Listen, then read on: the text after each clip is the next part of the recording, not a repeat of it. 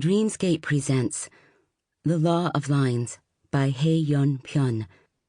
Narrated by Caroline Mclaughlin. 1. Their house was small and run down. It had been built just 2 years after Seo was born, but already the construction was outdated, the timbers swollen, hinges rusted from years of wind and rain. Fine cracks had appeared on the outsides of the walls and were cemented over. With every summer and winter, the utility bills grew higher as the old house grew worse at keeping out the heat and cold. But despite its flaws, it was still the coziest, warmest world for Seo Yun. Whenever Seo's errands took her far from home or kept her out for too long, she broke into a nervous sweat. It was the same now. The long subway ride had left her drenched.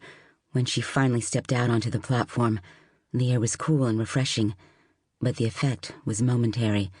Soon she was shivering. She blamed the new coat. Though the news claimed it was getting warmer, the coat was still too thin for the weather. The end of March wasn't so much the start of spring as it was the last gasp of winter. Seo stopped and took her old padded coat out of the shopping bag. She'd worn it on the way to the department store. The coat was nice and heavy, but what warmed her more was the thought that she was nearly home. Traffic was at a standstill, the cars blocked by a crowd of pedestrians in the middle of the street. Their voices were nearly loud enough to drown out the blaring of horns. What had happened?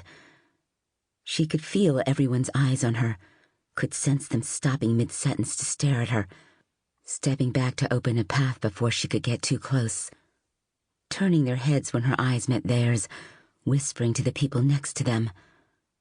Of course, if she'd actually found the courage to lift her head and look, she would have seen that the others barely register her presence, but she couldn't manage it. Seo let her head drop further and further. Any moment now someone was going to recognize her and grab her by the throat, or curse at her and demand to know where she'd been hiding. She hurried away from them. She didn't get far before she saw the smoke. A thick column of it, which she would have seen immediately if she'd only kept her head up, loomed over the neighborhood. She heard sirens. The fire trucks weren't just pulling up. They'd been sitting in one spot, blaring away for some time. The ominous wail seemed to fade, as if exhausting the last of its strength, and yet it wasn't moving away from her. She was headed directly for it. When she realized the sirens were in front of her house, she felt her stomach turn. The crowd was getting louder. Seo pushed her way. Sample complete. Ready to continue?